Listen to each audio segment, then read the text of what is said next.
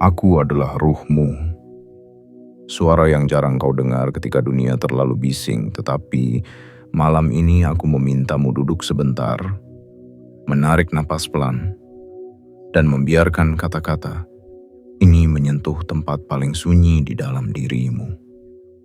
Sebelum kita masuk lebih dalam, ingatkan dirimu untuk menekan tombol suka, berlangganan, mengaktifkan lonceng notifikasi, dan tinggalkan komentar dengan menulis kata 99 sebagai tanda bahwa kau siap menerima pelajaran ini dengan hati terbuka.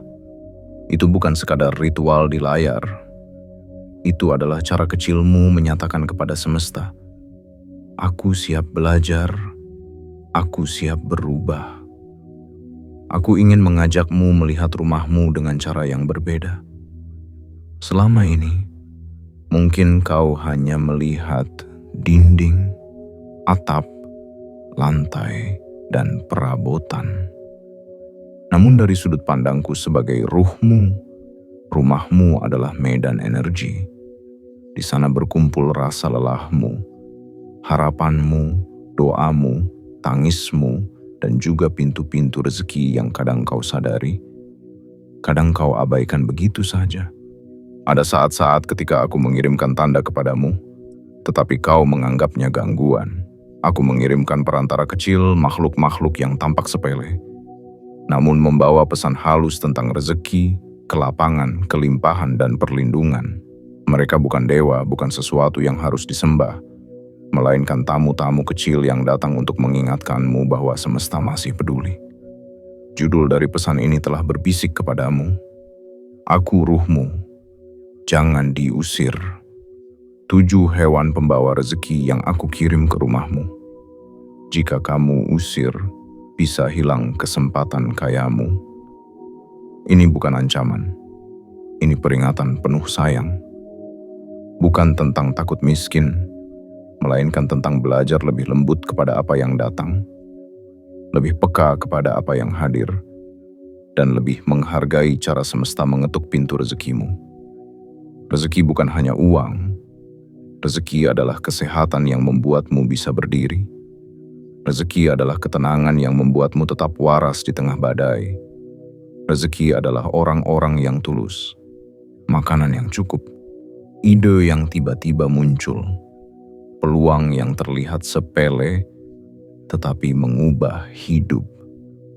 Dan sering sekali, tanda-tanda awal dari semua itu datang dalam bentuk yang tidak glamor, tidak mewah, bahkan kadang dianggap menjijikan atau mengganggu. Malam ini, izinkan aku menjelaskan 7 hewan yang sering menjadi perantara halus itu. Bukan untuk kau puja, tetapi untuk kau hormati sebagai tanda. Tugasmu bukan memeluk semuanya tanpa batas, melainkan belajar membedakan mana yang harus dijaga, mana yang boleh diarahkan dengan cara lembut, sambil tetap menjaga kebersihan, kesehatan, dan keselamatan dirimu serta keluargamu. Dari sudut pandangku sebagai ruhmu, setiap sikapmu kepada makhluk kecil adalah cermin sikapmu kepada rezeki. Jika sesuatu yang kecil saja selalu kau usir, kau tekan, kau hancurkan tanpa pikir, perlahan hatimu terlatih untuk menolak kelembutan. Dan ketika hati mulai keras, rezeki jenis tertentu akan ragu menghampirimu. Bukan karena ia benci, tetapi karena tidak lagi menemukan ruang yang hangat untuk singgah. Maka, dengarkan aku baik-baik. Aku tidak memintamu membiarkan bahaya tinggal di rumahmu. Aku tidak memintamu mengabaikan kebersihan atau kesehatan. Aku hanya mengajakmu mengubah cara memandang. Dari benci menjadi mengerti, dari takut menjadi sadar, dari mengusir tanpa pikir menjadi menata dengan penuh hikmah. Di sanalah pintu-pintu rezeki mulai bergerak. Mari kita melangkah bersama bagian demi bagian. Setiap hewan yang akan aku sebut bukan sekadar spesies, melainkan cermin sifat dan latihan batin. Di setiap bagian, aku akan menjelaskan bukan hanya maknanya, tetapi langkah-langkah nyata yang bisa engkau lakukan agar apa yang kau dengar tidak berhenti sebagai cerita, melainkan berubah menjadi kebiasaan yang mengundang datangnya kesempatan dan kelapangan hidup. Bagian 1. Kucing, tamu lapar, rezeki yang mengetuk pelan. Aku adalah ruhmu, dan aku ingin berbicara tentang kucing yang tiba-tiba datang ke depan rumahmu. Mungkin ia kurus, mungkin bulunya kusut, mungkin matanya seperti memohon tanpa suara. Di permukaan, itu hanya kucing jalanan yang kelaparan. Namun dari sudut pandang batin, seringkali aku mengizinkannya datang sebagai ujian kecil. Apakah hatimu masih peka ketika makhluk lemah mengetuk pintu rezekimu? Setiap kali kucing datang dan duduk di depan rumahmu, kau sebenarnya sedang diberi kesempatan untuk memilih, menutup mata, atau membuka hati. Rezeki besar seringkali dimulai dari kebiasaan kecil yang tidak disadari. Ketika kau terbiasa memberi pada yang lemah, kau melatih dirimu untuk hidup dalam frekuensi kelimpahan, bukan ketakutan. Orang yang pelit pada yang lemah seringkali pelit juga pada dirinya sendiri dalam bermimpi dan mengambil peluang. Jika satu hari nanti kucing datang ke rumahmu, pertama tenangkan pikiranmu. Jangan langsung mengusir sambil menggerutu. Tarik napas, lihat ke matanya, dan tanyakan dalam hati, apa yang sedang semesta ajarkan padaku hari ini? Kedua, jika engkau punya sedikit makanan, sisihkan sebagian. Tidak perlu mewah, cukup sepotong nasi, sedikit ikan, atau makanan kering sederhana. Ketiga, ketika memberi, niatkan sebagai sedekah. Ucapkan pelan di batinmu, ini untuk melapangkan rezekiku dan membersihkan hatiku. Dengan sikap itu, kau tidak hanya memberi makan perut seekor kucing, tetapi juga memberi makan jiwa sendiri. Kau sedang berkata kepada semesta, aku percaya rezekiku cukup untuk dibagi. Sikap percaya seperti itu pelan-pelan mengundang peluang baru, ide baru, dan orang-orang baik yang datang di waktu tak terduga. Rezeki jarang jatuh dari langit tanpa bentuk. Ia sering datang lewat pola pikir yang berubah menjadi tindakan. Namun aku juga mengerti, mungkin kau tidak mampu memelihara kucing. Di rumah ada bayi, ada alergi, atau keterbatasan lainnya. Tidak apa-apa. Aku tidak memaksamu untuk menjadikan semua kucing sebagai peliharaan. Yang perlu kau jaga adalah caramu memperlakukan mereka.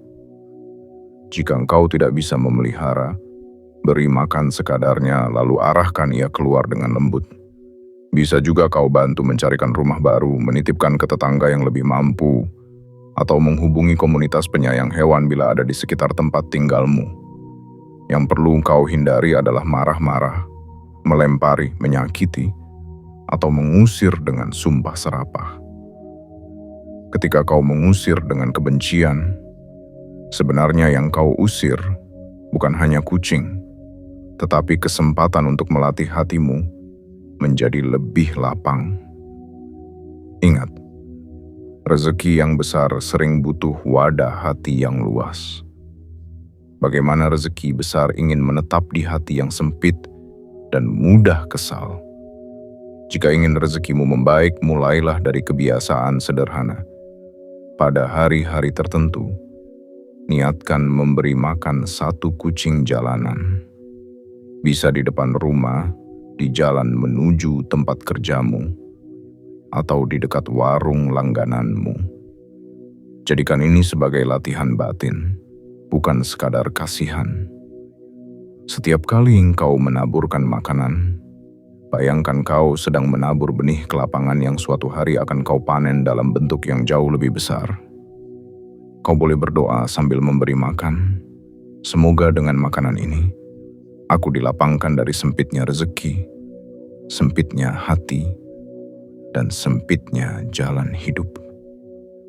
Doa yang lahir ketika kau sedang berbuat baik kepada makhluk yang lemah, seringkali memiliki getaran yang lembut dan kuat. Di situ aku, sebagai ruhmu, ikut mengamini dengan harapan besar untukmu. Ingatlah, kucing yang datang tidak selalu membawa tanda misterius yang kaku. Kadang ia hanya datang sebagai pengingat bahwa masih ada yang lebih lemah darimu. Dan setiap kali kau ingat hal ini, ego yang sombong akan melunak. Rasa kekuranganmu sendiri menjadi lebih ringan. Dan disitulah rezeki dalam bentuk ketenangan mulai bertumbuh. Jika suatu hari kucing yang dulu sering datang tiba-tiba tidak pernah terlihat lagi, jangan buru-buru menafsirkan buruk. Bisa jadi tugasnya selesai. Bisa jadi kau sudah lulus dari satu pelajaran memberi. Yang penting adalah jejak yang ia tinggalkan di hatimu. Apakah ia mengajarkanmu kelembutan, atau justru mengukuhkan kebiasaan mengusir dan menolak? Pilihan itu selalu ada di tanganmu. Aku sebagai ruhmu selalu mengamati pilihan-pilihan kecil itu. Dunia mungkin menganggapnya sepele, tetapi bagiku tidak. Sebab orang yang mampu lembut kepada makhluk kecil, biasanya akan lebih mampu menghargai peluang kecil. Dan orang yang tekun menghargai peluang kecil, suatu hari akan sanggup mengelola peluang besar tanpa sombong dan tanpa lupa diri. Itulah awal dari pintu rezeki yang lebih kokoh. Bagian 2. Burung di teras. Kabar dari langit. Latihan syukur setiap pagi. Aku ingin mengajakmu memperhatikan burung yang sering bertengger di teras atau di pagar rumahmu. Dari sudut pandang kasat mata, mereka hanya datang untuk mencari remah-remah makanan, berlindung sebentar, lalu pergi. Namun dari sudut pandangku sebagai ruhmu, kehadiran burung adalah pengingat bahwa hidupmu masih diawasi. Bahwa langit belum menutup mata dari rumahmu. Burung adalah makhluk yang sangat bebas. Mereka bisa terbang kemana saja. Tetapi ketika berkali-kali memilih hinggap di rumahmu, itu adalah sinyal halus bahwa ada sesuatu yang nyaman di sana. Bisa jadi karena pohon rindang, suasana teduh, atau sekadar tempat bertengger yang aman. Namun di balik faktor fisik, ada juga ruang batin. Rumah yang sering diisi dengan keluhan tajam akan terasa berbeda dengan rumah yang diisi doa, zikir, syukur, dan percakapan lembut. Ketika burung datang pada pagi hari, cobalah berhenti sejenak dari rutinitasmu. Matikan suara televisi sebentar, letakkan ponselmu dan dengarkan kicauan mereka. Jadikan itu sebagai lonceng batin yang membangunkan rasa syukurmu. Katakan dalam hati, terima kasih, hari ini aku masih diberi kesempatan hidup. Terima kasih, masih ada burung yang mau singgah di rumahku. Hal sederhana ini melatih hatimu untuk tidak lagi memulai hari dengan keluhan, tetapi dengan kesadaran bahwa kau tidak ditinggalkan. Jika kau ingin burung lebih sering datang membawa ketenangan, lakukan langkah-langkah nyata. Pertama, jaga kebersihan halaman dan terasmu. Rezeki tidak betah menetap di tempat yang terlalu kotor dan penuh sampah. Kedua, jika memungkinkan, letakkan sedikit wadah air bersih atau remah roti di sudut teras. Ketiga, tanamlah 1 atau 2 jenis tanaman yang disenangi burung, seperti bunga-bunga yang mengundang serangga kecil atau pohon yang bisa menjadi tempat berteduh. Namun ingat, semua itu bukan untuk memaksakan makna mistik yang kaku. Ini adalah latihan disiplin dan kepedulian. Dengan merawat lingkungan, kau sedang melatih dirimu merawat peluang. Orang yang tidak peduli pada lingkungan fisiknya seringkali juga tidak peduli pada detail kecil yang menentukan kualitas rezeki. Padahal, rezeki yang baik dicintai oleh orang yang telaten dan rapi. Jika suatu hari ada burung yang membuat sarang di atap, di sudut genteng, atau di sela-sela ventilasi, jangan langsung merusaknya dengan emosi. Amati dulu apakah keberadaannya benar-benar mengganggu kesehatan dan keselamatan. Jika tidak mengganggu, biarkan sampai musimnya selesai. Di sepanjang waktu itu, jadikan sarang tersebut sebagai pengingat bahwa hidupmu pun perlu membangun sarang rezeki. Pelan, telaten, setangkai demi setangkai. Namun jika benar-benar mengganggu atau berpotensi membahayakan, kau boleh memindahkannya dengan cara lembut. Kau bisa menunggu sampai sarangnya kosong, lalu meletakkannya di tempat yang lebih aman di luar rumah, sambil berdoa agar makhluk itu menemukan tempat yang lebih baik. Intinya, bukan pada menahan mereka dengan keras, tetapi mengelola situasi dengan bijak tanpa kebencian. Setiap kali burung mengepakkan sayap dan terbang meninggalkan rumahmu, bayangkan mereka membawa naik doa dan harapanmu. Ucapkan dalam hati, terbanglah, bawa kabar bahwa di rumah kecil ini ada seseorang yang sedang belajar bersyukur meski hidup belum mudah. Doa yang diucapkan dengan rendah hati seperti itu mengubah energi hubunganmu dengan rezeki. Kau tidak lagi menuntut, tetapi memohon sambil terus berbenah. Jika kau ingin rezekimu lebih lapang, biasakan diri membuka pagi dengan 3 hal: syukur, rencana, dan tindakan kecil. Syukur karena masih diberi hidup. Rencana agar harimu tidak habis tanpa arah. Tindakan kecil seperti merapikan teras, menyapu halaman, mengisi wadah air untuk burung atau hewan liar yang lewat. Dengan begitu, rumahmu tidak hanya bersih secara fisik, tetapi juga terasa ramah bagi rezeki yang lembut. Aku sebagai ruhmu sangat senang ketika melihatmu berhenti sejenak hanya untuk menikmati kicau burung. Di sana, aku tahu bahwa jiwamu belum hilang arah. Orang yang masih bisa menikmati suara alam biasanya lebih mudah diajak untuk memperbaiki diri, mengubah pola pikir, dan menerima bimbingan. Dan ketika jiwa mudah dibimbing, rezeki pun lebih mudah diarahkan untuk datang dalam bentuk yang tepat dan membawa berkah, bukan sekadar angka kosong. Bagian 3. Kupu-kupu. Tanda perubahan. Undangan untuk membersihkan batin. Ada saat-saat ketika kupu-kupu masuk ke dalam rumahmu. Kadang ia hanya berputar-putar sebentar, menabrak lampu, lalu diam di dinding. Di kehidupan sehari-hari mungkin kau hanya melihatnya sebagai serangga yang kebetulan tersesat. Namun dari sudut pandangku sebagai ruhmu, kupu-kupu sering menjadi simbol perubahan batin dan undangan untuk membersihkan suasana rumah sekaligus hati. Kupu-kupu tidak datang dari ruang yang kotor dan gelap. Ia lahir dari proses panjang yang tidak nyaman. Dari telur menjadi ulat, dari ulat masuk ke kepompong, lalu perlahan keluar sebagai makhluk yang indah. Ketika ia tiba-tiba muncul di rumahmu, anggap saja itu sebagai cermin yang aku bawa untukmu.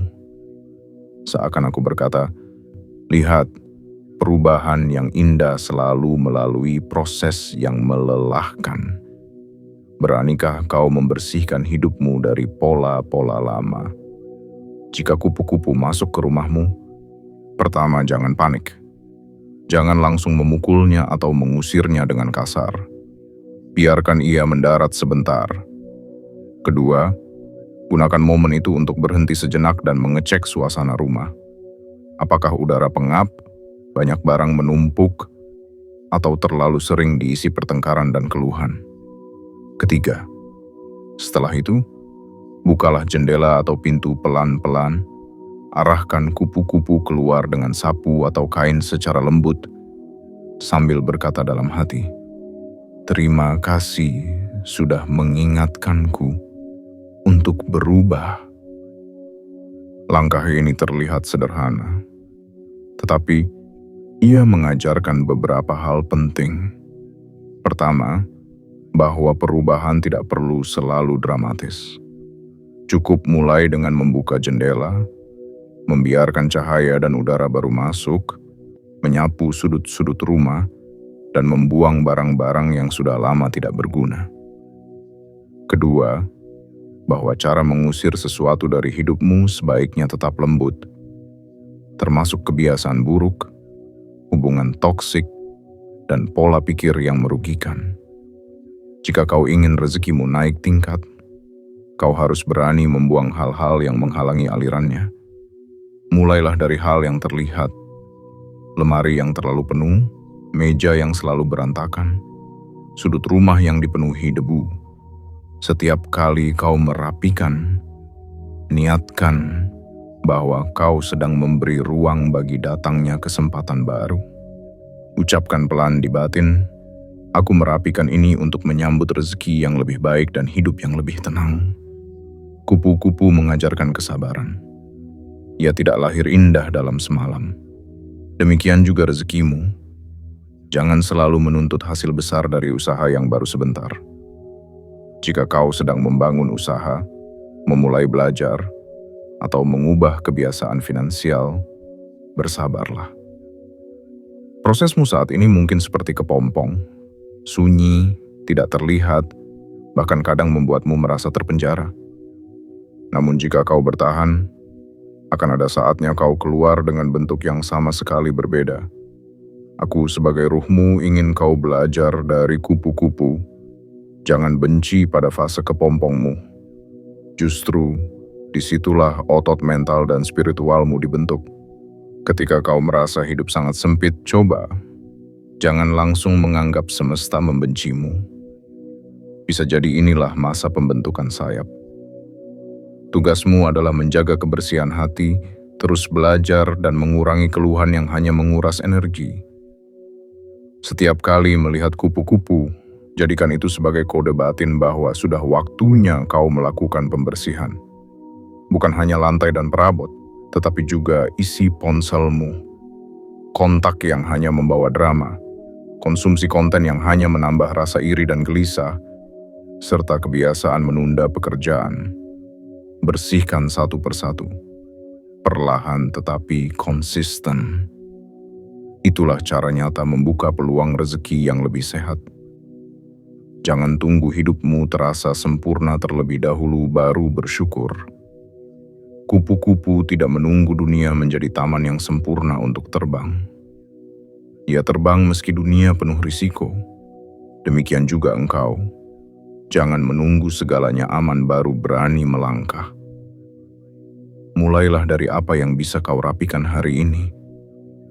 Dari sudut rumah yang bisa kau bersihkan. Dari satu kebiasaan kecil yang bisa engkau ubah. Di situ aku berjalan bersamamu, pelan-pelan menuntunmu, menuju ke lapangan rezeki dan kedewasaan jiwa. Bagian 4. Semut. Guru kecil tentang kerja keras dan kedisiplinan rezeki.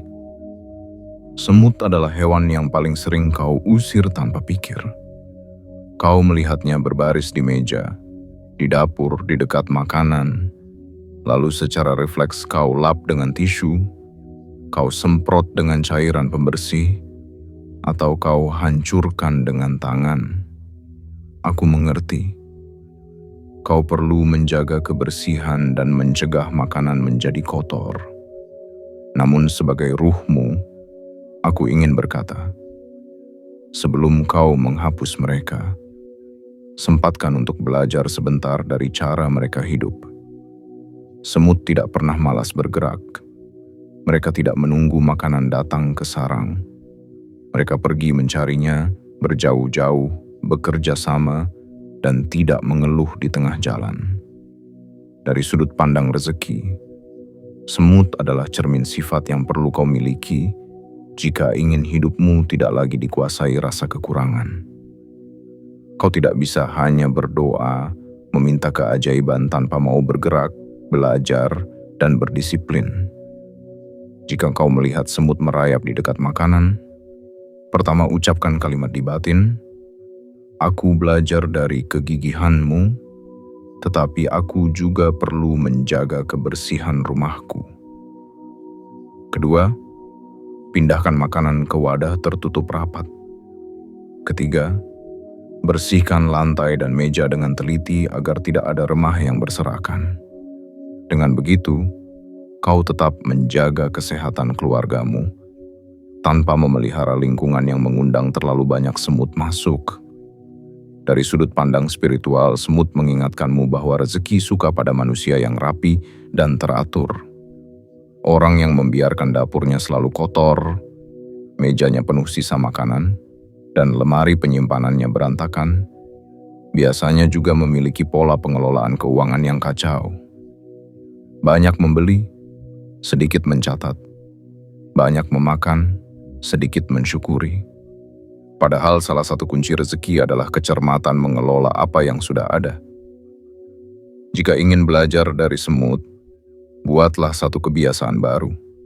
Setiap selesai makan, biasakan langsung membersihkan meja, mencuci piring, dan memastikan tidak ada sisa makanan tercecer.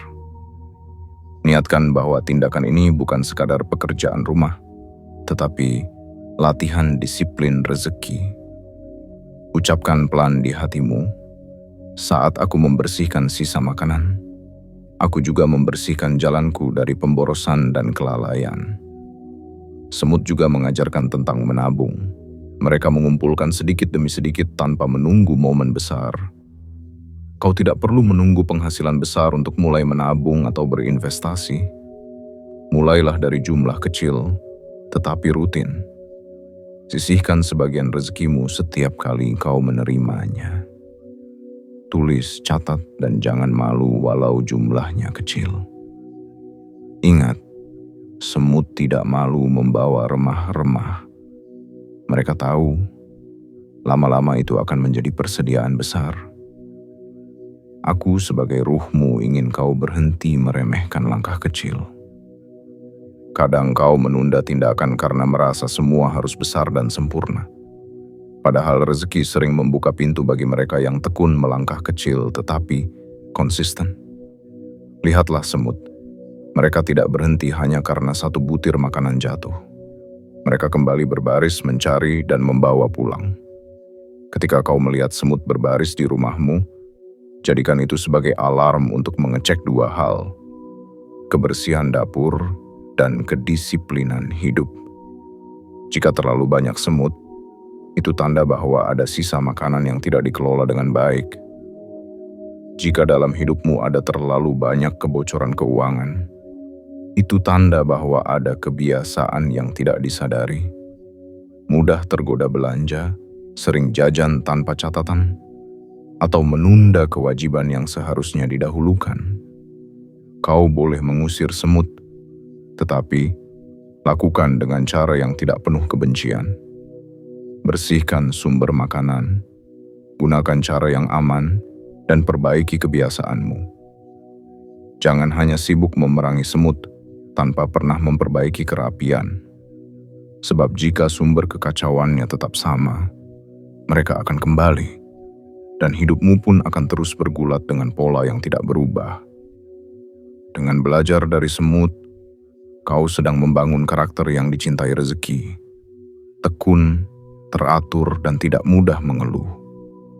Orang seperti ini, ketika diberi peluang kecil, mampu mengembangkannya menjadi sesuatu yang berarti. Dan ketika diberi rezeki besar, ia tidak akan ceroboh menghabiskannya dalam waktu singkat. Disitulah aku, sebagai ruhmu, merasa tenang. Sebab aku tahu, kau tidak lagi sekadar meminta rezeki, tetapi sedang mempersiapkan diri menjadi penjaga yang amanah. Bagian 5. Cicak, penjaga sunyi, pengingat tentang energi negatif. Cicak seringkali dianggap menjijikan. Ia merayap di dinding, bersembunyi di sudut-sudut rumah, muncul di dekat lampu untuk memakan serangga kecil. Banyak orang spontan melempari atau mencoba membunuhnya. Namun sebagai ruhmu, aku ingin mengajakmu melihat cicak dengan cara yang sedikit berbeda. Bukan untuk mengkultuskan, tetapi untuk belajar dari perannya dalam keseimbangan kecil di rumahmu. Cicak memakan nyamuk, serangga kecil, dan hama-hama yang bisa mengganggu tidurmu. Tanpa kau sadari, ia ikut menjaga rumahmu dari gangguan kecil di malam hari. Kehadirannya mengingatkan bahwa tidak semua yang tampak mengganggu itu benar-benar musuh. Kadang yang terlihat tidak enak dipandang justru membantu meringankan bebanmu dalam diam. Jika kau melihat cicak di dinding, pertama hentikan reaksi marah atau jijik yang berlebihan. Tarik napas dan sadari, makhluk ini pun tidak memilih untuk lahir sebagai cicak. Kedua, amati apakah ia benar-benar mengganggu. Jika hanya diam di dinding atau berburu serangga, biarkan ia menjalankan perannya. Ketiga, jika jumlahnya terlalu banyak dan mengganggu kebersihan, carilah cara yang lebih halus untuk menguranginya. Misalnya dengan menjaga kebersihan rumah, menutup celah-celah, dan mengurangi sumber makanan berupa serangga. Dari sudut pandang energi batin, cicak mengajarkanmu untuk lebih tenang menghadapi hal-hal kecil yang tidak sempurna. Hidupmu tidak akan pernah steril dari gangguan, kritik, atau ketidaksempurnaan. Tetapi, jika setiap hal kecil langsung membuatmu tersulut, semangatmu akan cepat habis sebelum sempat membangun apapun. Rezeki tidak suka tinggal di hati yang terlalu mudah terganggu oleh hal-hal remeh. Jika ingin rezekimu lebih kuat, latih dirimu untuk tidak reaktif terhadap gangguan kecil. Ketika ada suara cicak di tengah malam, anggap saja itu pengingat untuk berdoa sebentar sebelum tidur, memaafkan hari yang sudah lewat, dan melepaskan beban yang tidak perlu dibawa ke esok. Dengan begitu, cicak yang tadinya dianggap mengganggu justru menjadi lonceng kecil yang mengingatkanmu untuk kembali kepada ketenangan. Aku sebagai ruhmu tidak ingin kau hidup dalam paranoid terhadap semua tanda. Jangan sampai setiap hewan yang datang dianggap pertanda buruk. Yang ingin aku ajarkan adalah keseimbangan. Peka tanpa berlebihan, tenang tanpa lengah. Cicak di rumahmu bisa menjadi penanda bahwa masih ada area yang perlu dibersihkan, baik secara fisik maupun batin. Lihat sudut dinding, langit-langit, dan lemari. Apakah banyak debu, jaring, dan kotoran menumpuk? Mulailah membersihkan rumahmu bagian demi bagian. Tidak perlu sekaligus. Hari ini sudut kamar, esok bagian lemari, lusa ventilasi, dan langit-langit. Saat kau membersihkan, anggap itu juga sebagai proses membersihkan batin. Mengurangi dendam, merapikan luka, dan melepaskan rasa iri. Ucapkan pelan dalam hati, aku membersihkan ini agar rumahku dan hatiku layak dihuni oleh ketenangan dan rezeki yang baik. Jika suatu saat kau benar-benar harus mengusir cicak karena alasan tertentu, lakukan tanpa sumpah serapah. Gunakan cara yang aman dan wajar. Ingat, yang penting adalah kualitas hatimu saat bertindak. Sebab rezeki yang hidup bukan hanya soal datangnya uang, tetapi juga tentang bagaimana setiap tindakan kecilmu memancarkan niat dan energi yang selaras dengan kebaikan. Cicak mengajarimu untuk tidak terganggu oleh bentuk luar. Tidak semua yang indah itu menolong, dan tidak semua yang tampak kotor itu merugikan. Dengan memiliki pandangan yang lebih bijak seperti ini, kau akan lebih tenang menghadapi orang-orang yang salah paham, situasi yang tidak ideal, dan proses yang tidak seindah bayanganmu. Dan ketenangan seperti inilah yang membuatmu mampu mengambil keputusan rezeki dengan kepala dingin, bukan dengan emosi sesaat. Bagian 6. Lebah. Manisnya rezeki dari kerjasama dan menjaga lingkungan. Lebah jarang masuk ke dalam rumah, tetapi kadang mereka membuat sarang di atap, di sudut genteng, atau di pohon dekat rumahmu. Banyak orang spontan panik dan langsung ingin menghancurkan sarangnya. Sebagian karena takut sengatan, sebagian karena merasa terganggu. Sebagai ruhmu, aku mengerti kekhawatiran itu. Tetapi aku juga ingin kau belajar hikmah besar dari lebah sebagai simbol rezeki yang manis dan teratur. Lebah menghasilkan madu, sesuatu yang dipakai manusia untuk kesehatan, kekuatan, dan pengobatan alami sejak lama. Mereka bekerja dalam struktur yang sangat rapi, saling membantu, dan memiliki peran jelas di dalam koloninya. Dari sudut pandang rezeki, lebah mengingatkanmu bahwa kelimpahan lahir dari kerja sama, fokus, dan keteraturan, bukan dari usaha sendiri yang kacau dan mudah menyerah. Jika kau menemukan sarang lebah di dekat rumahmu, pertama, jangan langsung merusaknya dengan cara yang berbahaya, seperti membakar atau meracuni, karena itu bisa mencelakakan dirimu, keluargamu, dan lingkungan sekitar. Kedua, amati apakah sarang tersebut benar-benar membahayakan, misalnya letaknya tepat di jalur lalu lintas manusia. Ketiga, jika berbahaya, carilah bantuan pihak yang lebih ahli, seperti peternak lebah atau petugas terkait, untuk memindahkan sarang dengan cara aman. Sikap ini mengajarkan bahwa mengelola rezeki dan bahaya tidak selalu harus dengan kekerasan. Kadang kau perlu ilmu, bantuan orang lain, dan kesabaran. Orang yang ingin rezeki besar tetapi malas belajar dan enggan bekerja sama akan mudah panik ketika masalah datang. Seperti orang yang melihat sarang lebah lalu langsung menghancurkannya. Padahal di dalamnya ada potensi madu yang besar jika dikelola secara benar. Lebah juga mengajarkanmu untuk menjaga lingkungan. Mereka membutuhkan bunga, pohon, dan tanaman untuk hidup. Jika lingkungan rumahmu gersang, penuh sampah, dan minim tanaman, jangan heran jika suasananya terasa kering, baik secara fisik maupun batin. Mulailah menanam sesuatu, walau hanya satu pot di teras. Rawat dengan tekun, sirami dengan sabar, dan lihat bagaimana sedikit demi sedikit suasana rumahmu melunak.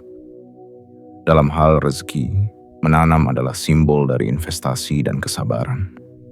Kau tidak bisa menanam hari ini dan berharap panen besar besok. Lebah pun tidak menghasilkan madu hanya dari satu kali terbang. Mereka berulang kali mengunjungi bunga, bekerja bersama, dan melakukan tugasnya dengan konsisten. Jika kau ingin rezeki yang lebih manis, tirulah pola ini. Kerja teratur, saling mendukung, dan sabar mengumpulkan sedikit demi sedikit. Aku sebagai ruhmu sangat senang ketika melihatmu mulai peduli pada lingkungan kecil di sekelilingmu.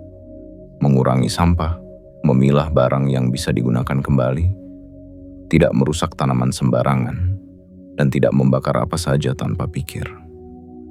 Sikap peduli seperti ini mencerminkan bahwa kau layak dipercaya untuk memegang rezeki yang lebih besar. Karena kau tidak hanya memikirkan dirimu sendiri. Jika suatu hari lebah tampak beterbangan dekat rumahmu, anggap saja itu pengingat untuk mengecek apakah hidupmu sudah tertata seperti koloni lebah atau masih acak-acakan. Apakah peranmu di keluarga dan pekerjaan sudah jelas atau masih bercampur tanpa batas? Semakin jelas peran dan fokusmu, semakin mudah rezeki menemukan jalannya kepada kehidupanmu. Karena kau tidak lagi menyia-nyiakan energi dalam kebingungan yang tidak perlu. Lebah juga mengingatkanmu agar rezeki yang kau terima tidak hanya dinikmati sendiri. Madu dibagikan, dijual, dan menjadi manfaat bagi banyak orang.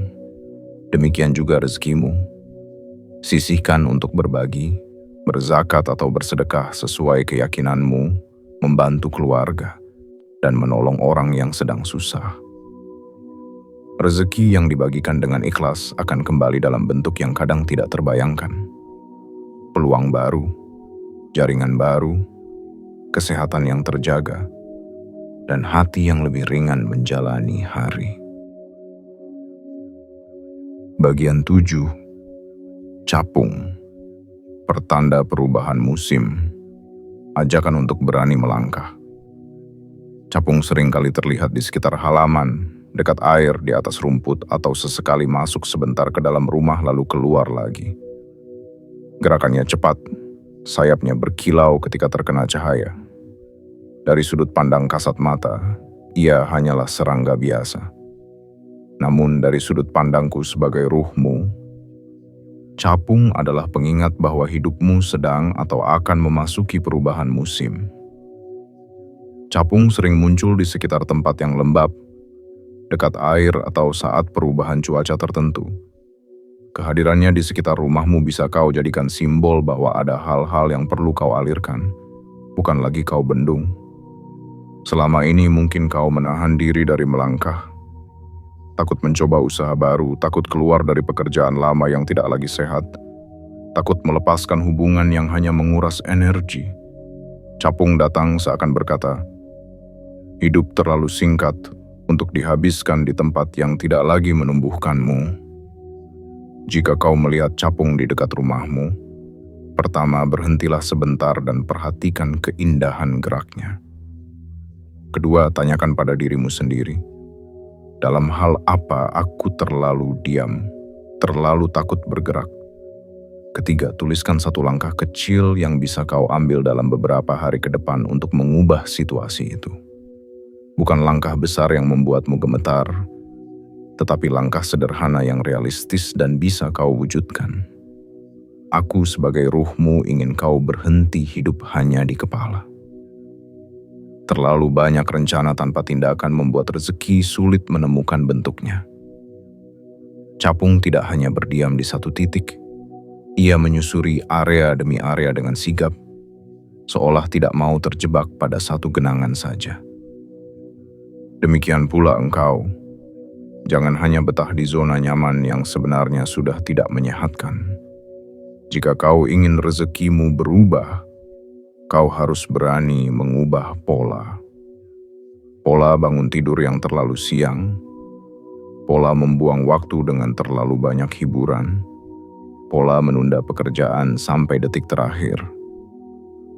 Mulailah dari satu perubahan kecil. Bangun sedikit lebih awal, menyusun daftar tugas harian, mengurangi satu kebiasaan yang jelas-jelas membuatmu semakin jauh dari impianmu. Ucapkan dalam hati, aku bergerak hari ini agar masa depanku tidak lagi diam di tempat yang sama. Capung juga mengingatkan bahwa keindahan tidak selalu berarti panjang usia. Ia hidup relatif singkat, tetapi menjalani hidupnya dengan penuh gerak.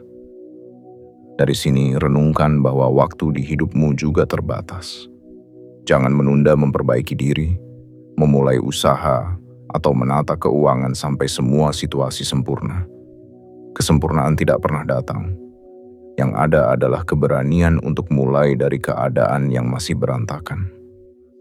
Ketika capung masuk sebentar ke rumahmu lalu segera keluar, jangan buru-buru menafsirkan sebagai pertanda yang menakutkan. Gunakan itu sebagai panggilan halus. Sudahkah aku berani keluar dari batasan batin yang selama ini kupasang sendiri? Mungkin selama ini bukan dunia yang membatasi rezekimu, melainkan ketakutan, minder, dan bayangan gagal yang terlalu sering kau pelihara di benakmu. Mulailah berbicara lebih lembut kepada dirimu sendiri. Hentikan kebiasaan menghina diri dengan kata-kata kejam. Kata-kata yang kau ucapkan pada diri sendiri adalah doa yang kau ulang-ulang. Gantilah dengan kalimat yang lebih ramah. Aku sedang belajar. Aku belum terlambat. Aku masih punya kesempatan. Dan aku akan menggunakan kesempatan itu sebaik mungkin. Di situ aku sebagai ruhmu merasa didengar. Capung dengan gerak cepatnya mengajarkan bahwa kesempatan kadang hanya lewat sebentar. Jika kau terus menolak belajar, menolak mencoba, menolak keluar dari kebiasaan lama, jangan heran bila suatu hari kau menyesal karena tidak memanfaatkan masa mudamu, tenagamu, dan waktumu. Mulailah sekarang, walau pelan. Rezeki akan lebih mudah menghampiri jiwa yang berani bergerak, bukan hanya berani berkhayal. Aku adalah ruhmu, dan sejak awal aku tidak pernah berhenti memanggilmu. Melalui kucing yang lapar di depan rumah, burung yang berkicau di pagi hari, kupu-kupu yang tiba-tiba masuk, semut yang berbaris cicak di dinding, lebah di dekat atap, hingga capung yang melintas cepat, aku selalu mencari cara untuk menyentuh kesadaranmu. Tidak untuk menakut-nakuti, tetapi untuk mengajakmu pelan-pelan kembali selaras dengan aliran rezeki dan kehidupan yang lebih lapang. Ingatlah, tidak ada satupun hewan itu yang harus kau sembah. Mereka hanyalah makhluk kecil yang menjalankan perannya. Yang ingin aku tanamkan dalam dirimu adalah sikap, lebih lembut kepada yang lemah, lebih rapi dalam menjaga rumah, lebih sabar dalam berproses, lebih berani mengambil langkah, dan lebih peka membaca tanda-tanda kecil yang selama ini kau anggap sepele. Sikap inilah yang perlahan mengundang rezeki untuk tidak sekadar datang, tetapi juga betah tinggal bersamamu. Mulai hari ini, lihat rumahmu dengan mata yang baru. Jangan hanya mencari apa yang kurang, tetapi juga mensyukuri apa yang sudah ada. Jangan hanya mengeluh tentang sempitnya rezeki, tetapi periksa juga bagaimana sikapmu kepada yang lemah, kepada lingkungan, kepada dirimu sendiri. Sebab rezeki bukan hanya perkara berapa banyak yang kau terima, tetapi juga seberapa layak dirimu menjadi penjaganya. Jika suatu saat kau merasa sangat lelah, ingatlah bahwa aku selalu ada, menyertai setiap napasmu.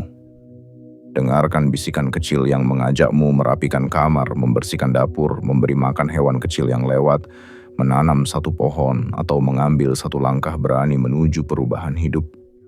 Di hal-hal sederhana itulah, pintu-pintu besar sering mulai terbuka.